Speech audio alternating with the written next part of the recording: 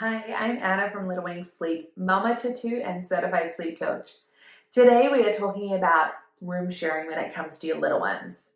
I know it can bring a little bit of oh, this is gonna mess everything up. It can also be a really beautiful thing, so don't worry. Let's talk through it.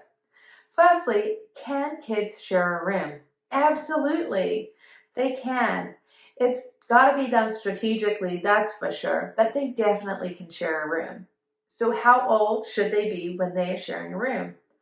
First of all, before baby number 2 comes, what I would encourage you to do is to make sure that baby number 1 is in their room confidently sleeping well before baby number 2 is born. This eliminates several changes happening when baby number 2 is born. It makes it easier on them, and it also helps them keep those sleep skills in check. You see, there is likely going to be a sleep regression when any big life change happens. And a new sibling is definitely a big life change. I know it was for our family. So have baby number 1 confidently sleeping in their room. Then when it comes to moving baby number 2 in, what I would encourage you to do is the AAP recommendation is to have them in your room for at least 6 months. We'll be chatting about that in our next video.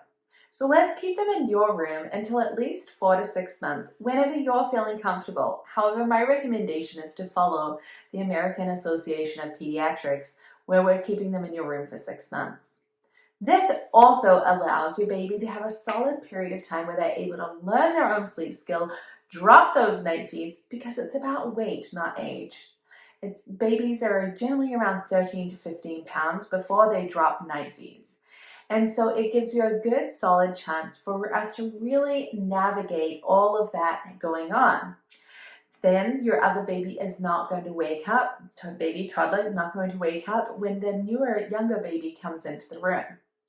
If you do have them in the same room from the beginning, a lot of explaining needs to go on for the toddler so they understand what crying means, that it's a communication method, and that mommy's coming or daddy's coming and we're going to work this out. Give them tools that they're able to do. Can they sing to a teddy bear?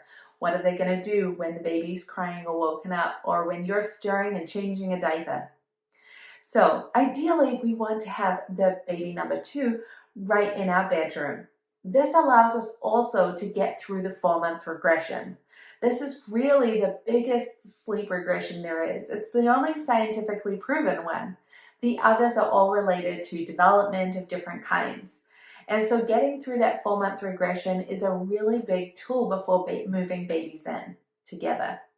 When you do move them in, here are 3 tips to doing it.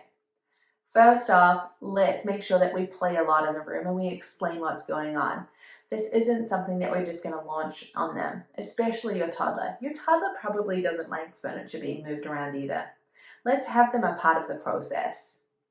Then what I want you to do is you can have some practice naps with baby going in while toddler is not in the room, so baby gets used to it there, and then always start at bedtime putting them in together, not at nap time.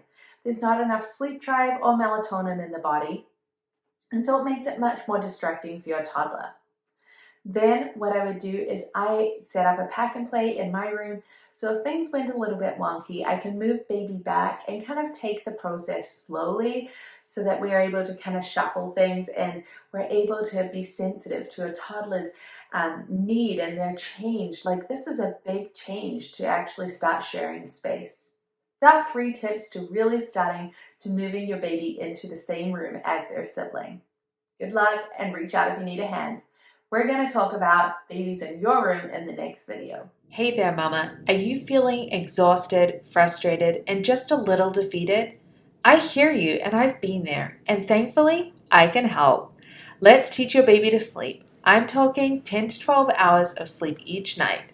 Little Wings Sleep Baby program uses a science-based, gentle, parent-present approach that fosters healthy attachment while teaching independent sleep skills. We don't believe in letting your baby cry it out. This program includes everything you need, such as our insider strategies, both on night sleep and naps, as well as extras like our monthly live Q&A.